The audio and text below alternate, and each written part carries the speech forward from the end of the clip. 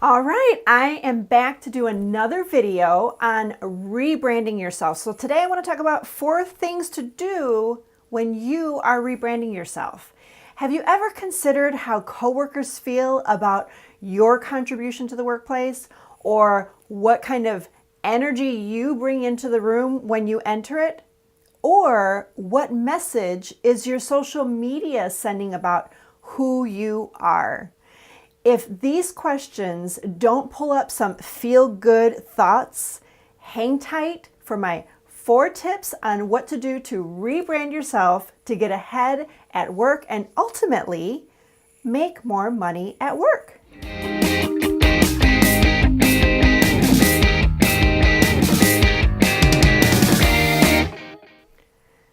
Okay, I get it. We are forever saying, be yourself, be comfortable in your own skin. And this thought right there, being comfortable in your own skin and being yourself, is the undertone and the foundation of being successful in branding and rebranding yourself.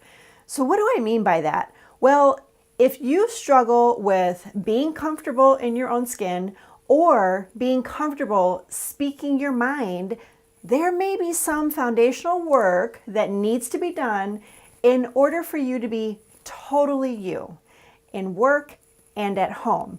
We're talking more specifically about being totally you at work. So you may be thinking, I'm fine where I'm at, and I just have to keep doing a good job at my job, and I will get there. I'll get that raise, I'll get that promotion.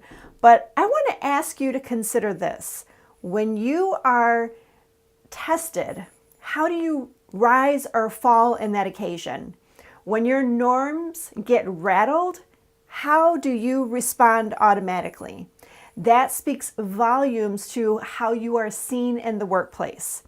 So before I get into the 4 things to do to rebrand yourself, I want to mention that if you feel like you are good where you're at in the workplace, as far as the level or position you're at right now, or you're fine at the income bracket you're in right now, that's awesome. Then really no need to keep watching this video unless, of course, you just want to keep hearing me talking.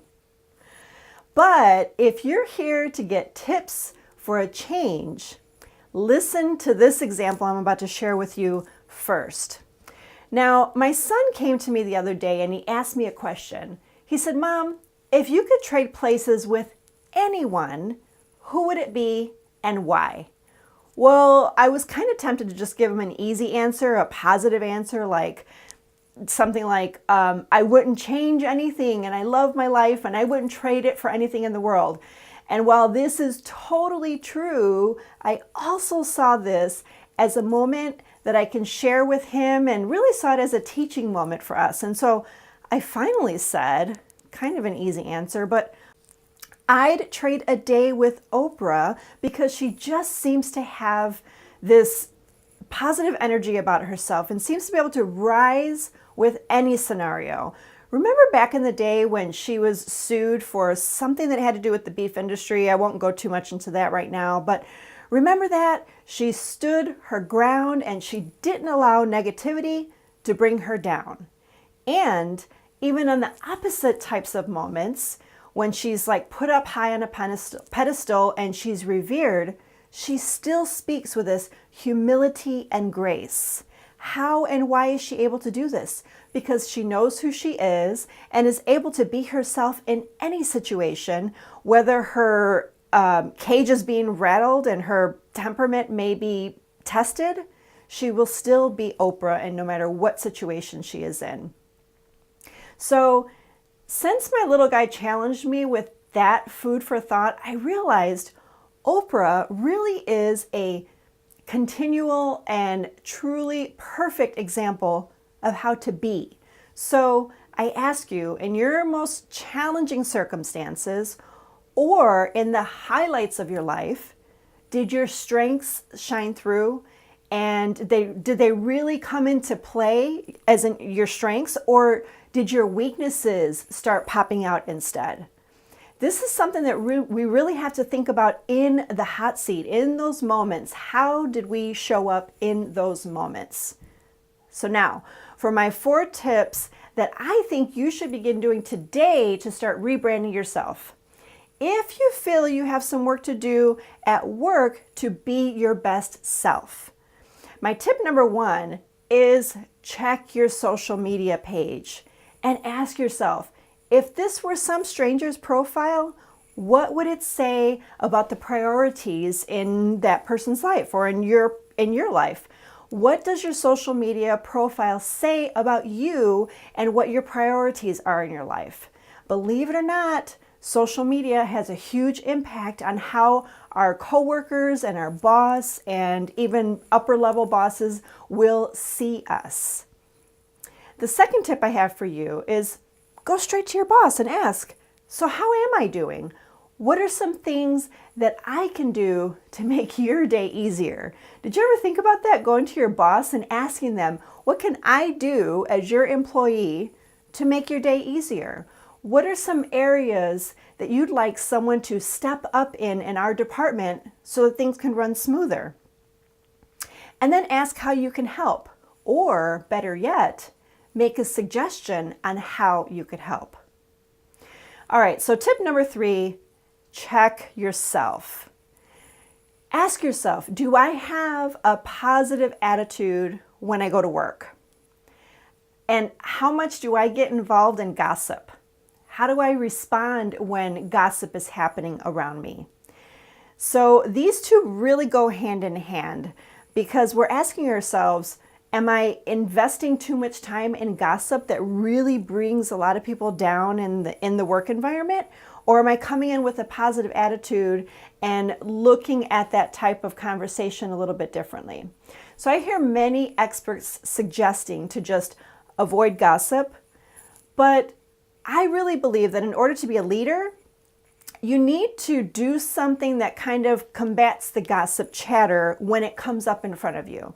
So what I like to say is when you are accidentally involved in a conversation that leads to gossip, you may want to ask your coworker, well, how can I help in that scenario? Or ask them, have you thought about talking to so-and-so about that particular situation?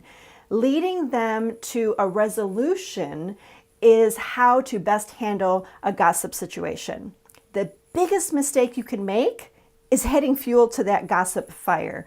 Do not continue down the path of gossip. Instead, try to guide the conversation to a resolution, to either accept the circumstances and move on from that conversation, or encourage your coworker to make a change.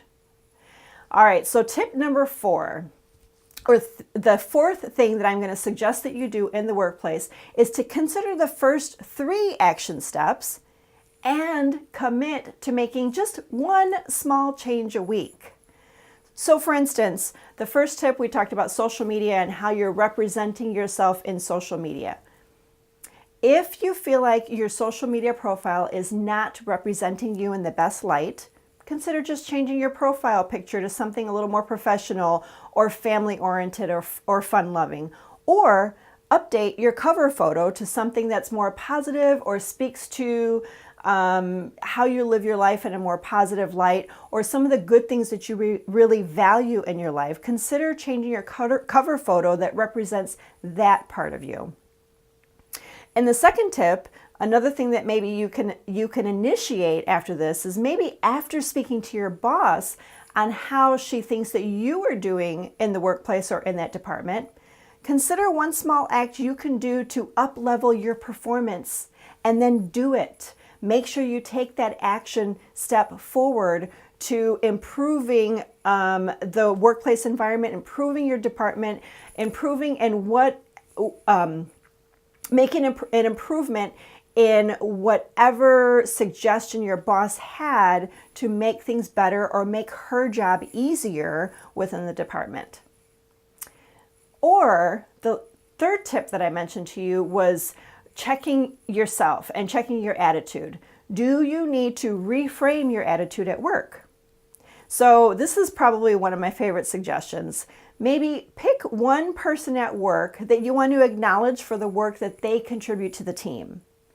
So the reason I say that is because this can be something that could really change the whole dynamic of your workplace.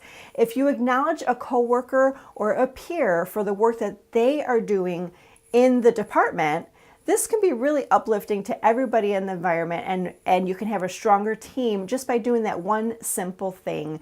So checking your attitude when you come in by doing something like this and acknowledging a coworker can go a long way.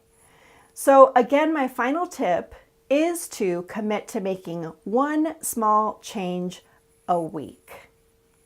So thanks for joining me here today. I hope you found these very valuable, and I pray that one of these 4 things in rebranding yourself, that you find it very helpful. I want to challenge you to take one of these tips that I gave you today and put them into action and see how it works for you. Do you feel different after making this change? Do you feel like it's something that brought you into a better light in rebranding yourself at work? I just want to also tell you that rebranding yourself is a process, and it's something that we have to take a look at each one of these categories and see, where do I fall in line in these categories, and what other changes do I need to make to rebrand myself in the workplace. So again, my name is Princella Stringer, career and empowerment coach for the single mom. And if you like this information in this video, please subscribe, and also click the little bell if you want to know when we have new videos coming out. Thanks. Have a great night.